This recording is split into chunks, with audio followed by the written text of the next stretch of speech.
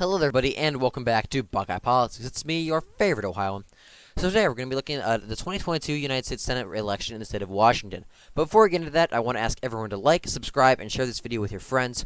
We are very close to 900 subscribers, and with the mini documentary coming out this weekend about the politics of every U.S. territory, it's going to be a long documentary. It's epic. It's based. I put a lot of time and effort into it. It's coming out this weekend, and I think it'd be pretty epic if we could hit 900 subscribers before that video comes out. So it's kind of like a thank you video for you guys.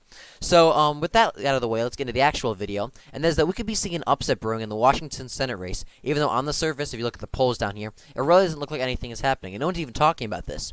And however, when you look deeper at some of these polls, specifically the one done at the end of 2021 by Elway and Crosscup, it shows incumbent Democrat Senator Patty Murray having a complete collapse in support.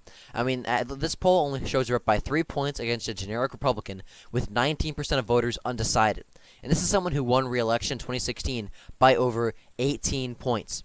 And the only Republican that decided to challenge Murray so far is Veterans Affairs activist Tiffany Smiley, who's also a nurse. She's well known amongst veterans and their families for taking on the VA after they failed her and her husband, who was actually wounded by a suicide bomber in Iraq back in 2005. She's also pushed for better treatment of veterans and cutting VA red tape and regulations. And Tiffany Smiley is actually running a very solid campaign. Especially for a state like Washington. Her platform is an economically populist but socially conservative one, and she reminds me a lot of Glenn Youngkin. Besides not only helping veterans and their families, she's taken a very much a pro-parents approach to education. She's anti-CRT, anti-masks in schools, all that good stuff. Her campaign also supports farmers and blue-collar workers and takes a pragmatic approach to economics. She's a protectionist and also supports reducing immigration. And she's also favor actually an election reform and integrity. And she's not and so I may not believe the 2020 election was stolen. A lot of voters do and have lost confidence in our elections. Tiffany Smiley supports voter ID, election reform, reevaluating voter rolls, which is all pretty base things I support. And she's also doing a very good job of advocating for this. She's not looking at it from a QAnon audit every state perspective. She just thinks that this will make elections much more efficient, which it will. So far, Smiley is running an excellent campaign, and a few months ago, nobody thought this race would even be close. Even in a massive red wave year like it's looking like it's going to be. However, several polls have come out that show this race being much closer than anyone is anticipating. This poll by the Northwest Progressive has been monitoring this race for some close time. They're a progressive Democrat internal that does polls in Washington, Oregon, and Idaho, and they have been following this race for a while, and they keep showing this race getting closer and closer.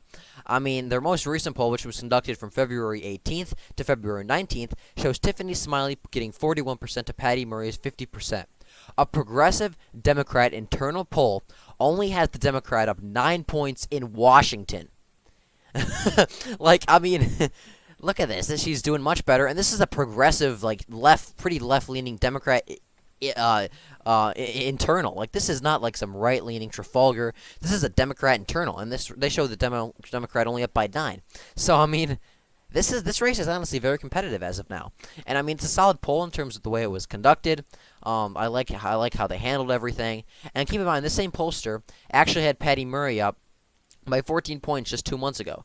So Tiffany Smiley has gained a lot of ground in Washington in a very short amount of time. Smiley's improvement is credit to her gaining ground among independent voters, which as you can see over here, if you go back up to this one, not sure has gone down quite by 4%, while she's on 4% with Tiffany Smiley is 4% better with independents or people who just weren't sure on who to vote for.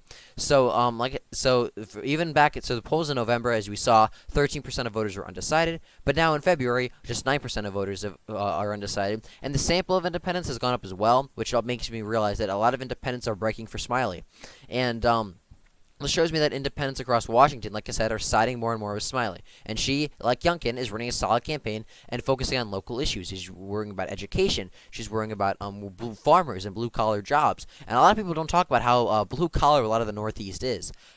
I mean the Northwest, Pacific Northwest. There's a lot of farms. There's a lot of blue-collar jobs, and people don't talk about that as much. So Smiley running a good campaign could definitely shake things up a little bit.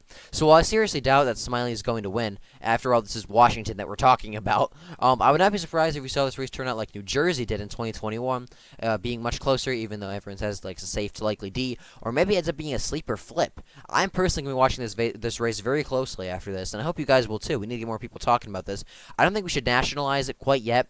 Obviously, we should nationalize as few races as possible because every time we do that, it tends not to go our way, especially because Tiffany Smiley's been focusing on local issues. But I mean, we definitely Republicans got to be eyeing this race up. I mean, if things are looking really good for us, maybe we put a few bucks in here. I say we should focus much more on winning back states like Arizona, Georgia, Nevada, places like that. But seriously, this could be. I think it's a long shot, but it's definitely possible. So, with that, thank you for watching this video. Be sure to like and subscribe for more, and I hope you guys are all having a great day.